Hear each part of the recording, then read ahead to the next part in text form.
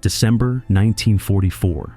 The coldest winter Europe had witnessed in 40 years. American soldiers believed they had already won. Paris liberated, France freed, the Rhine River visible on distant horizons. Back home, newspapers printed optimistic headlines predicting Christmas victory. Mothers wrapped presents for sons they expected home by spring. Then Adolf Hitler played his final, desperate card. What happened next would become the largest battle the United States Army ever fought. A struggle that would consume 600,000 American soldiers, claim 19,000 American lives, and test whether the Allied war machine could respond to catastrophe with the speed necessary for survival. This is the story of how one general promised the impossible, how he delivered it in 48 hours, and how his commander, Omar Bradley, cautious, methodical, brilliant, would later admit that what he witnessed defied everything he understood about military operations. The Germans called their offensive Wacht am Rhein, Watch on the Rhine, a deception name designed to suggest defensive operations. The reality was Hitler's last gamble: throw 3 entire armies through the Ardennes forest, capture the vital port of Antwerp, split the Allied forces in half, and force a negotiated peace before the Soviet steamroller crushed Germany from the east. 29 German divisions, 4 10,000 men, 1,400 tanks and assault guns, 4,800 artillery pieces, all hidden in forests the Allies had dismissed as impassable, all aimed at the weakest section of the American line, all waiting for weather so foul that Allied air superiority would mean nothing. The attack began December 16, 1944, at 5:30 a.m. German artillery erupted across an 80-mile front with a fury that shook snow from trees 20 miles away. Searchlights bounced off low clouds to create artificial moonlight, a technique the Germans called artificial moonlight. Then came the armor, the infantry, the SS divisions with orders to reach the Meuse River within 48 hours. American units, many green, untested, sent to the Ardennes precisely because intelligence deemed it a quiet sector, disintegrated under the onslaught. Entire regiments vanished. Colonels lost contact with battalions. Generals lost contact with reality. Within 48 hours, the Germans had torn a bulge 50 miles wide and 70 miles deep into American lines. This is where our story truly begins. December 18, 1944. Luxembourg City. 12th Army Group headquarters. The building had once housed Luxembourg's administrative elite. Now it housed something far more dangerous, men making decisions that would determine whether thousands lived or died. Lieutenant General Omar Nelson Bradley stood before a situation map that had become a nightmare rendered in colored pencils and grease markers. Each symbol represented units, battalions, regiments, divisions, and too many of those symbols had question marks beside them. Missing, overrun, location unknown. Bradley was 51 years old. West Point class of 1915, the class that would produce more generals than any in American history, including Dwight Eisenhower. Bradley had earned his reputation through careful planning, methodical execution, and an ability to coordinate massive operations with clockwork precision. But precision meant nothing when your intelligence was wrong. The Ardennes. The Americans had called it the Ghost Front. 85 miles of forested hills, deep river valleys, and narrow roads unsuitable for armor operations. The perfect place to rest exhausted divisions. The perfect place to blood-green divisions before sending them into real combat. The perfect place for catastrophe. Bradley's G2 intelligence chief had dismissed reports of German buildup opposite the Ardennes. Why would Hitler mass forces there? The terrain favored defense, not attack. Tanks would bottleneck on mountain roads. Infantry would bog down in forests. Any offensive, there would be suicide. Except nobody had asked Hitler. Now reports flooded Bradley's headquarters in fragments. The 106th Infantry Division, 2 entire regiments, surrounded on the Schnee Eifel, a ridge they had been told was safely behind American lines. The 28th Infantry Division shattered across multiple villages, fighting desperate rearguard actions to buy time for units behind them. The 99th Division, holding by sheer stubborn courage against Waffen-SS units that had orders to break through, regardless of casualties. And in the center of the German thrust, a small Belgian crossroads town that few Americans had ever heard of, Bastogne. 7 roads converged there. Not highways. These were the narrow, winding routes that connected the Ardennes to the wider world. Control those roads, and you controlled movement through the entire region. Lose those roads, and German armor could flow westward like water through a broken dam, reaching the Meuse River, pushing toward Antwerp, splitting the Allied armies. Bradley's staff officers moved through the headquarters with controlled urgency. Phones rang constantly. Teletype machines clattered. Radio operators adjusted frequencies, trying to re-establish contact with units that had gone silent. Colonel Benjamin Monk Dixon, Bradley's chief intelligence officer, stood beside the map with the expression of a man watching his predictions collapse. For weeks, Dixon had warned about unusual German railroad activity, increased radio traffic, prisoner interrogations suggesting something building. But the weight of institutional certainty had crushed his concerns. The Ardennes was quiet, would remain quiet. Now the quiet had become thunder. Bradley made the calculation every commander dreads. How much force could he divert from other sectors without creating new catastrophes? The answer was never enough. He needed mobile reserves, armored divisions capable of rapid response, infantry divisions that could hold key terrain while armor maneuvered, and he needed them commanded by someone who understood that in mobile warfare, hesitation was death. He picked up the secure telephone, asked the operator to connect him to 3rd Army headquarters, asked to speak with George Smith Patton Jr. George Patton was 59 years old and believed he had been born in the wrong century. He should have charged with cavalry across open plains, should have led legions across ancient battlefields. Instead, he commanded armor, the modern cavalry, and treated tanks like the warhorse reborn. When Bradley's call came through, Patton was studying maps of the Saar River region. For weeks, 3rd Army had been grinding through German defenses southeast of Luxembourg. Brutal, costly fighting through fortified towns and prepared defensive positions. But finally, momentum had shifted. 3rd Army had broken through. The road into Germany lay open. Patton could taste it. Not just victory, but the kind of sweeping operational success that would vindicate everything he believed about mobile warfare. Speed, audacity, the refusal to let the enemy recover. George, Bradley's voice carried weight, the kind that precedes bad news. We've got serious trouble up north. Patton listened. His chief of staff, Brigadier General Hobart Hap Gay, watched Patton's expression shift from enthusiasm to calculation. Not anger, calculation. Bradley explained the situation in clipped, precise terms. German offensive through the Ardennes. American units scattered, the 101st Airborne Division being rushed to Bastogne to hold the crossroads. The entire northern shoulder of the Bulge threatening to collapse. I need the 10th Armored Division moved north immediately, Bradley said, and I need you at Verdun tomorrow morning. Eisenhower's calling an emergency conference. Patton objected, not from pettiness, but from operational reality. Pulling the 10th Armored from his front would stop 3rd Army's offensive cold. Everything his soldiers had bled for near the Saar would be wasted. The breakthrough would close like a healing wound, but Bradley was insistent. The tone in his voice said this wasn't negotiable.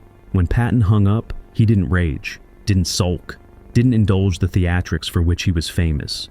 Instead, he did something that separated him from almost every other commander in the European theater. He prepared to execute orders he hadn't yet received.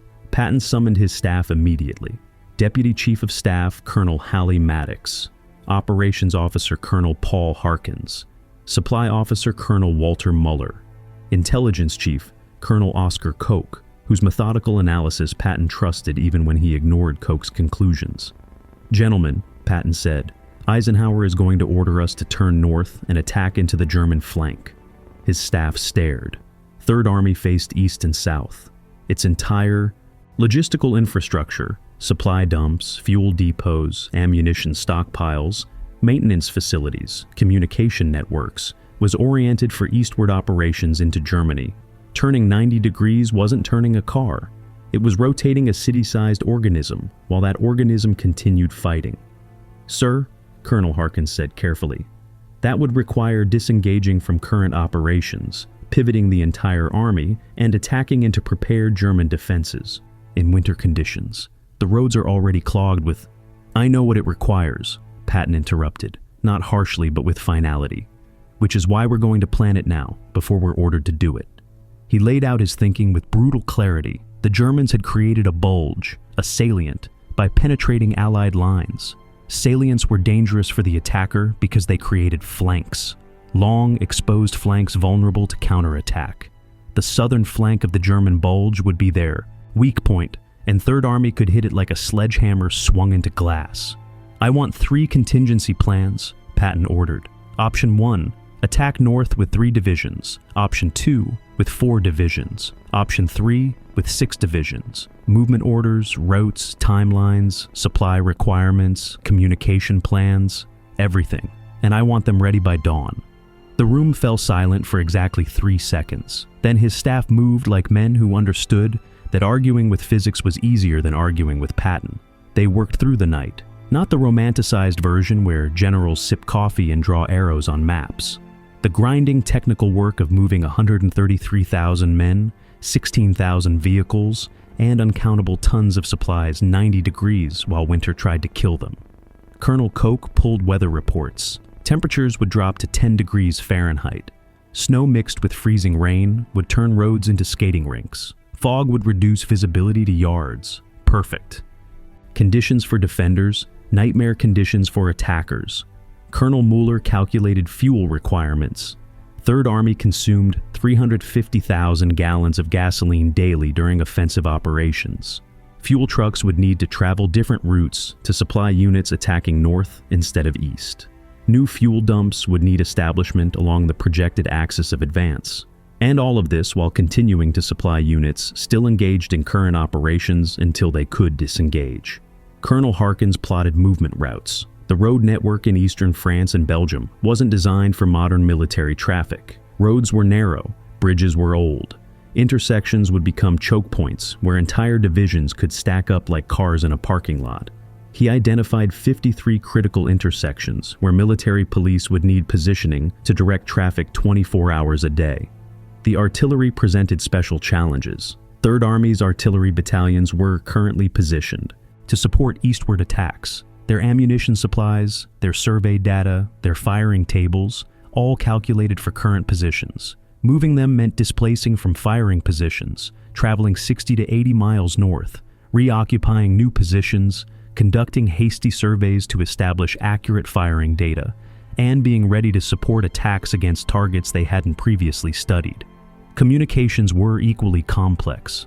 Third Army's radio networks were configured for current operations. Turning north meant rebuilding those networks, repositioning relay stations, recalculating frequencies to avoid interference, and maintaining communication security while doing it all at speed that would normally be considered impossible. By dawn December 19th, they had 3 complete operational plans. Each included detailed movement tables showing which units would travel on which roads at which times. Supply plans showing where fuel, ammunition, and rations would be positioned. Communication plans showing how to maintain command and control during the pivot. Artillery plans showing how to displace and reposition fire support. Patton studied the plans with the intensity of a man reading scripture. Then he looked at his exhausted staff. "Gentlemen," he said quietly, "when Eisenhower asks how fast we can attack north, I'm going to tell him 48 hours, so these plans better work." Colonel Harkins later wrote in his diary, "I thought the old man had finally lost his mind. 48 hours to pivot an army and attack? Impossible. But then I realized Patton wasn't interested in what was possible. He was interested in what was necessary." The French barracks where Eisenhower convened his emergency conference looked like winter itself had moved indoors. Stone walls, minimal heating, windows that rattled when wind gusted.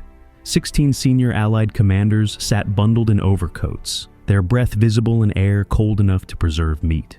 The situation map dominated one wall, a visual representation of catastrophe. The German penetration showed clearly, a massive bulge driven into American lines, growing deeper with each passing hour. Supreme Commander Dwight David Eisenhower entered the room with purposeful stride. 54 years old, Kansas-born, carrying responsibility for millions of soldiers and the outcome of humanity's largest war. He opened the conference with words calculated to shift psychology. The present situation is to be regarded as one of opportunity for us and not of disaster. Several officers exchanged glances. Opportunity? American casualties were mounting by the hour. The Germans had achieved complete surprise. Units were scattered across frozen forests. Bastogne was surrounded, but Eisenhower's instinct was strategically sound. The Germans had committed their reserves, had created a salient with exposed flanks, had outrun their logistics in pursuit of ambitious objectives. If the Allies could contain the Bulge, then strike its flanks, the German offensive would become a trap for the attackers. "We must hold Bastogne," Eisenhower stated flatly. "If we lose those crossroads, the Germans gain operational mobility we cannot match." Inside Bastogne at that moment, the 101st Airborne Division was settling into what would become legend. Acting Commander Brigadier General Anthony McAuliffe had arrived with his paratroopers just ahead of German encirclement.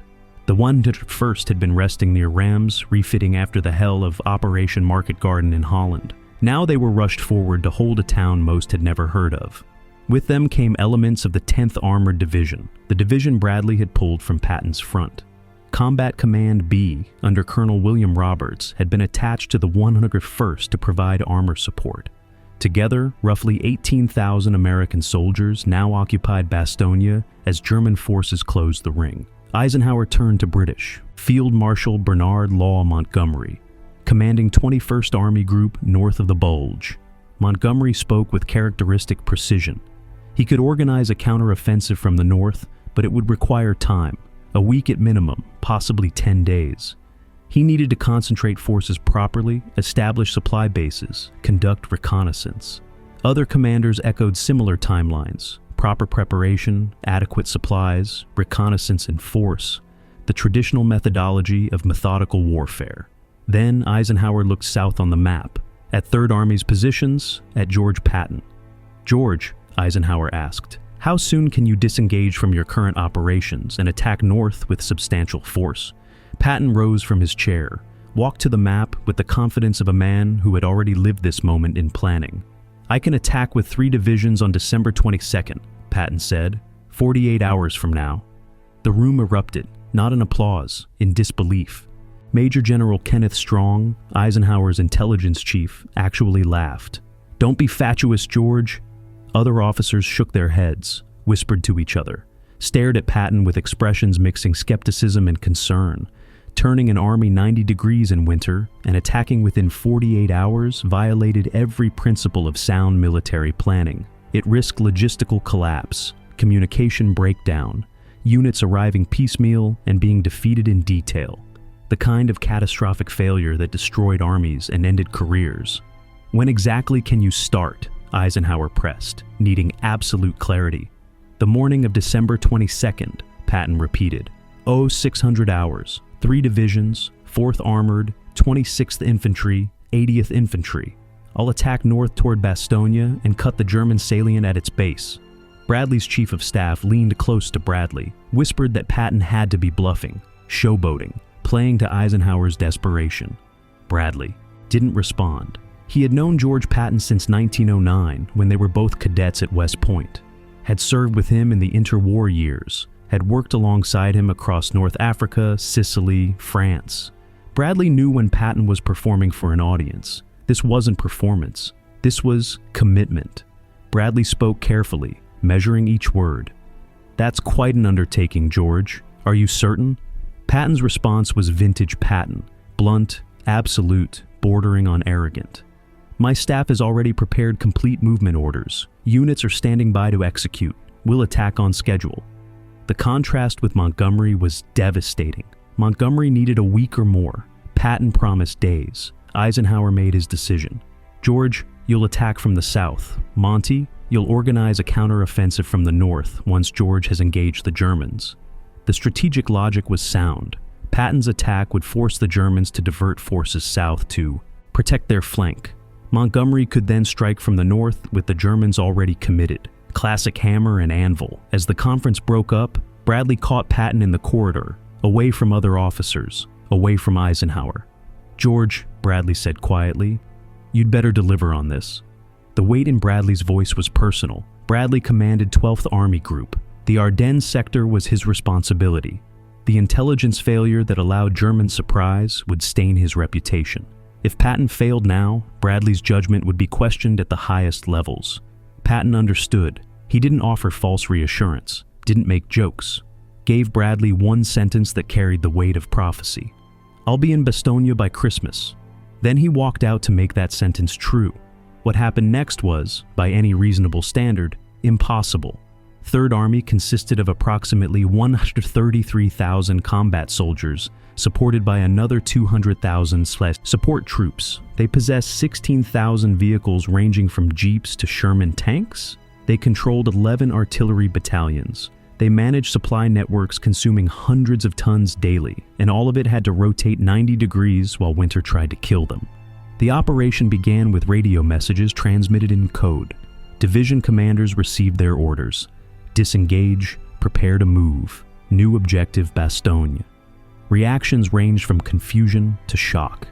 Soldiers who'd been fighting east toward Germany suddenly learned they would fight north toward Belgium. Officers studying maps of the Saar River region threw them aside and grabbed maps of the Ardennes. The 4th Armored Division, selected as Patton's spearhead, was commanded by Major General Hugh Gaffey. The division had fought across France since the Normandy breakout, had liberated hundreds of French towns, had earned reputation as one of the most effective armored formations in the European theater. Now they would attempt something no American armored division had yet done: rapid deployment across difficult terrain in winter conditions, followed immediately by offensive operations against prepared defenses. The movement orders were staggeringly complex. The 4th Armored would travel from positions near the Saar River to assembly areas south of Bastogne, roughly 100 miles through road networks already clogged with military traffic, civilian refugees, and winter weather. Behind them came the 26th Infantry Division, the Yankee Division, primarily National Guard soldiers from Massachusetts, tough, experienced, worn down by weeks of combat, but still capable. Then the 80th Infantry Division, nicknamed Blue Ridge, another veteran formation that had proved its worth in heavy fighting. Each division traveled on designated routes to prevent massive traffic jams. Military police stood at critical intersections around the clock, directing traffic with the precision of orchestra conductors. One wrong turn, one unit taking the wrong road, could create gridlock that would paralyze the entire operation. Master Sergeant Frank Salerno of the 4th Armored later described the movement. "We'd been fighting for 3 months straight, thought we'd earned a rest. Instead, we got orders to move north at night in freezing weather. Nobody told us where or why, we just moved. Truck convoys stretching for miles, tanks on flatbed trailers, half-tracks grinding through snow. You couldn't see the end of the column, it just disappeared into fog and darkness. The weather was actively hostile. Temperatures dropped to 10 degrees Fahrenheit. Snow alternated with freezing rain, coating roads with ice. Trucks slid off roads into ditches. Tanks threw tracks on frozen ground. Soldiers rode in open vehicles, their uniforms crusting with ice, their fingers going numb inside gloves. Frostbite became epidemic. Trench foot, caused by prolonged exposure to cold, wet conditions, swelled feet inside. Boots until walking became agony. Medical officers estimated that for every man wounded by German fire, 3 would be evacuated for cold weather injuries. Yet the columns kept moving. Engineers worked miracles. They reinforced bridges to carry tank traffic they weren't designed for. They cleared obstacles. They marked routes with signs and guides so units traveling at night wouldn't get lost. Supply officers performed equally impossible work. Fuel dumps established for eastward operations were abandoned or repositioned. New dumps were created along routes leading north. Fuel trucks made continuous runs, refilling tanks and vehicles that consumed gasoline like water. Ammunition presented different challenges. Artillery shells, mortar rounds, rifle ammunition, tank shells, all had to be moved from current supply points to new positions supporting the northern attack. Tons of explosives traveling on icy roads in darkness. The artillery displacement was particularly impressive. Third Army's artillery battalions had been in firing positions supporting eastward attacks. Now they had to displace, travel 60 to 80 miles north, and reoccupy positions to support entirely different objectives. Each battalion followed careful procedures: cease fire, pack equipment, load vehicles. travel to new position, unload, survey new position to establish accurate firing data, prepare ammunition, resume readiness to fire. Normally, displacing an artillery battalion was a day-long operation. Now they had to do it in hours while maintaining the ability to provide fire support if needed. Colonel Walter Mueller, 3rd Army's supply officer, later admitted, "On paper, it couldn't be done. The fuel calculations alone showed we'd run dry halfway. The ammunition requirements exceeded our truck's capacity. The road network couldn't handle the traffic density, but Patton had promised Eisenhower, so we did it anyway." By December 21st, one day ahead of Patton's promised attack date, 3rd Army was in position. The 4th Armored Division occupied assembly areas south of Bastogne, within striking distance of German positions. The 26th Infantry Division was deploying on the 4th Armored's left flank. The 80th Infantry Division was positioning on the right. Artillery battalions were in place, surveys complete, firing data calculated. Supply dumps were established. Communication networks were functioning. Command posts were operational. Bradley received the reports with something approaching disbelief. He'd doubted Patton's timeline, had expected delays, complications, failures. Instead, 3rd Army had executed a maneuver that military historians would later call unprecedented in modern warfare. Patton issued his attack order for December 22nd, 0600 hours. Then he visited forward units personally, moving from command post to command post, speaking to soldiers who would lead the assault. To officers of the 4th Armored, he said, "You're going to break through to Bastogne, not try, do. Those paratroopers are surrounded, and they're counting on us. We don't let our people down." To the 26th Infantry Division, he said, "The Germans think we can't move this fast, think we're too slow, too cautious. Tomorrow morning, we're going to teach them different." His words were calculated to instill exactly the psychology he needed. Confidence, aggression, the absolute refusal to accept failure. December 22nd, 1944, 0600 hours, south of Bastogne. The attack began in darkness and fog so thick that visibility measured in yards rather than miles. 3rd Army's artillery announced the offensive, with rolling barrages that lit the pre-dawn darkness with strobe light flashes. Shells screamed north toward German positions. High explosive rounds designed to suppress defenders, destroy strong points, cut wire obstacles. Then, the armor moved. 4th Armored Division attacked in 2 columns, Combat Command, A on the left, Combat Command, B on the right, each composed of tank battalions, armored infantry, artillery, and engineers formed into flexible task forces that could fight independently. Leading Combat Command B was Lieutenant Colonel Creighton Abrams, a commander who understood that in mobile warfare, hesitation was death. His task force consisted of Sherman tanks from the 37th Tank Battalion, armored infantry from the 53rd Armored Infantry Battalion, and supporting elements capable of overwhelming local resistance through combined arms violence. The German defenders were no amateurs. Elements of the 5th Parachute Division and Panzer Lehr Division occupied positions south of Bastogne with orders to prevent exactly what 3rd Army was attempting, relief of the encircled Americans. They had positioned anti-tank guns covering approaches, had mined roads, had established machine gun positions in buildings and tree lines, had pre-registered artillery to fire on likely attack routes. The fighting was immediately brutal. American armor pushed up narrow roads where German defenders could engage from short range. Villages became fortresses that had to be cleared, building by building. Forests concealed German positions that opened fire at point-blank range. Weather prevented air support. The heavy overcast that had enabled German surprise now protected German defenders from Allied aircraft. Artillery struggled to adjust fire when forward observers couldn't see their targets through fog and snow. Progress measured in yards, not miles. The 4th Armored fought for the village of Martelange, where German engineers had demolished the bridge across the Schur River. American engineers worked under fire to construct a replacement, while infantry cleared German positions on the far bank. 12 hours to take one village. The 26th Infantry Division attacked toward Arsdorf and Biegenville, small towns that appeared insignificant on maps but became killing grounds where every building, every wall, every cellar held German defenders who'd been ordered to hold at all costs. Staff Sergeant Edward Fahey, 26th Infantry Division later described the combat. You couldn't see more than 50 feet. Fog was so thick you'd lose sight of the guy next to you. Germans would let our lead elements pass, then open fire from behind. We'd clear a building, move forward, then take fire from the same building because Germans had infiltrated back. It wasn't fighting, it was a street brawl in slow motion. But Patton's operational concept was working. Third Army wasn't trying to destroy every German unit in its path, wasn't attempting perfect tactical victories, was simply pushing north with relentless pressure, forcing Germans to respond, preventing them from concentrating against Bastogne.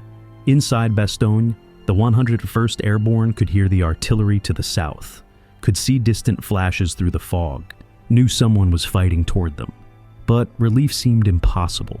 The Germans had tightened the encirclement, had positioned artillery to shell the town continuously, had cut all roads. Supply situation was desperate, ammunition rationed, medical supplies exhausted, food down to single daily meals. On December 22nd, the Germans sent surrender envoys under white flag, delivered an ultimatum: surrender honorably or face annihilation. General McAuliffe's response entered military legend: nuts. His bewildered staff asked what message to send back. McAuliffe's operations officer, Lieutenant Colonel Harry Kinnard, suggested sending exactly what McAuliffe had said: nuts. When the German envoys asked for clarification, Colonel Joseph Harper translated, "It means go to hell." The Germans departed, promised immediate attack, but December 23rd brought something more valuable than diplomacy. Clear weather, the sky opened like a curtain pulled back. For the first time since the offensive began, Allied air power could intervene. P-47 Thunderbolts and P-51 Mustangs struck German positions throughout the Bulge. Bombers hit German supply lines. Transport aircraft flew desperate supply missions to Bastogne, dropping ammunition, medical supplies, and food by parachute. Paratroopers in Bastogne ran through snow to retrieve supply bundles like starving men grabbing food. Watched aircraft overhead with almost religious gratitude. Air support couldn't break the siege, but it could sustain hope. Third Army's attack continued through the 23rd, through the 24th, through Christmas morning, while soldiers fought in frozen forests far from home, far from families, deep in a battle that had no mercy. Progress remained agonizingly slow. German resistance was fierce. Roads were nightmares. Weather alternated between fog and snow and freezing rain. But momentum was building. By December 26th, the 4th Armored Division was within 5 miles of Bastogne, close enough that artillery officers in the town could coordinate fire support. Close enough that radio communications were possible. Combat Command B, under Creighton Abrams, received the order that turned desperation into action. Break through to Bastogne, regardless of cost. Abrams formed Task Force Abrams, a spearhead of Sherman tanks, half-tracks carrying infantry and supporting vehicles, and drove straight up the main road toward Bastogne. German fire erupted. Anti-tank guns, Panzerfausts, German anti-tank rockets, small arms, mortars. American tanks fired on the move, their 75mm guns blasting German positions. Infantry cleared strong points. The column pushed forward through whatever stood in its way. Lieutenant Charles Boggess commanded the lead tank, a Sherman named Cobra King. He drove into a nightmare of fire and smoke and confusion. German defenders hit his tank repeatedly. Nothing penetrated, but each impact rang through the crew compartment like hammers. Late afternoon, December 26th, Boggess saw American positions ahead. Paratroopers in, foxholes, machine gun positions, the perimeter of Bastogne. He rose in the turret hatch, waving identification panels to prevent friendly fire. Soldiers of the 101st Airborne stared, couldn't process what they were seeing. Then the truth landed like electricity. The siege was broken. When Bradley received confirmation that Bastogne's encirclement had been pierced, his reaction revealed everything about the operation's unprecedented nature. He called Patton, congratulated him with words that mixed relief and genuine astonishment. Patton characteristically refused the narrative of rescue, claimed the 101st Airborne hadn't needed rescuing. They were doing fine. He'd merely opened the door so they could continue fighting. but everyone understood reality. Without that relief, Bastogne would have fallen. The Germans would have gained the crossroads. The Bulge would have deepened. The Allied response would have been far more costly, far more complex. Bradley later wrote in his memoirs, "Patton accomplished it better and faster than I had any right to expect." This wasn't casual praise. Coming from Bradley, methodical, careful, skeptical of dramatic gestures, it was confession that he had witnessed something that defied his understanding of military operations. The Battle of the Bulge continued for another month. The Germans were not immediately defeated. The fighting remained brutal through January 1945 before the Bulge was finally eliminated and Allied lines restored. Total American casualties, 89,500, including 19,000 killed, 47,500 wounded, 23,000 captured or missing. The single costliest battle American forces fought in World War II. But the strategic outcome was decisive. Hitler's gamble failed. His last mobile reserves were destroyed in the Ardennes forests. German armor, artillery, and veteran divisions that might have defended the Rhine River or protected Berlin were instead consumed in Belgium. When the Allies resumed their offensive toward Germany in February 1945, German resistance, while fierce, lacked the strength to prevent inevitable defeat. Patton's 90-degree pivot became case study material at every military staff college in the world. How did he do it? First, anticipation. Patton prepared before being ordered, understanding that speed and execution required planning before necessity. Second, decentralization. His subordinate commanders understood his intent and could operate independently.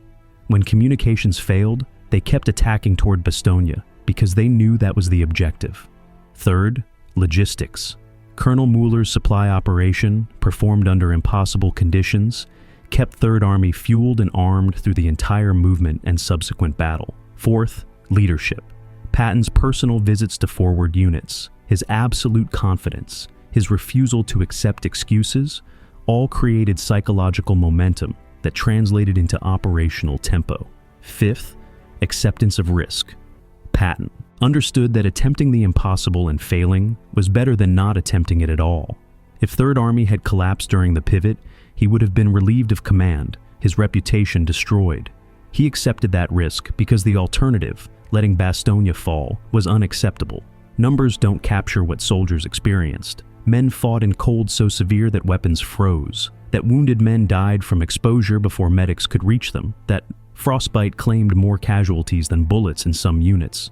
The 101st Airborne, besieged in Bastogne, endured artillery bombardment that never stopped, lived in cellars and ruins, shared rations that dwindled to nothing, treated wounded with supplies that ran out, yet held their positions because surrendering was unthinkable. The 4th Armored Division, attacking continuously from December 22nd through December 26th, lost tanks and men to German fire, mechanical breakdown, and sheer exhaustion. Crews fought for 4 days, with minimal rest, knowing that every hour of delay meant another hour that Bastogne's defenders suffered. Private First Class James Hendricks, 4th Armored Division, wrote home in January, "I don't know how to explain it. We were tired beyond tired, scared beyond scared. But we kept moving because stopping meant dying, and we had people counting on us." When Bradley admitted Patton delivered better and faster than I had any right to expect, he was confessing something deeper than surprise. Bradley and Patton represented two different philosophies of warfare. Bradley believed in careful planning, methodical execution, minimizing risk. His operations were precisely coordinated, tightly controlled, designed to succeed through overwhelming force and detailed preparation. Patton believed in tempo, audacity, accepting risk to seize opportunity. His operations were loosely planned but aggressively executed, designed to succeed through speed and enemy disruption. The Battle of the Bulge proved both men right, and both necessary. Bradley's careful planning held the shoulders of the Bulge, prevented German breakthrough, organized the logistics that sustained Allied response. Patton's aggressive execution broke the siege of Bastogne, struck the German flank, turned Hitler's offensive into defensive nightmare. Neither could have succeeded without the other. Today, you can visit Bastogne, walk the town square where McAuliffe's command post stood, visit the museums that preserve the story. stand in the forests where men fought and died in December 1944. And if you understand what happened there, truly understand the desperation, the courage, the impossible operation that Patton's Third Army executed, you'll realize something profound. Sometimes the impossible is simply what hasn't been attempted yet by someone willing to risk everything to attempt it. Patton promised the impossible, delivered in 48 hours, changed the battle, changed the war, and made Bradley, careful, methodical, brilliant Bradley, admit he'd witnessed something that defied expectation. That's not just military history, that's the story of what human will can accomplish when failure is not an option. If this story of courage, strategy, and the impossible made possible moved you, hit that subscribe button. Share this video with anyone who needs to understand that sometimes the only way through is forward, at speed, with commitment, regardless of cost. More World War II stories coming, more impossible victories, more moments when ordinary people achieved the extraordinary. Until then, remember Bastogne. Remember the 101st Airborne who held. Remember Third Army who came. Remember that sometimes 48 hours is enough to change history.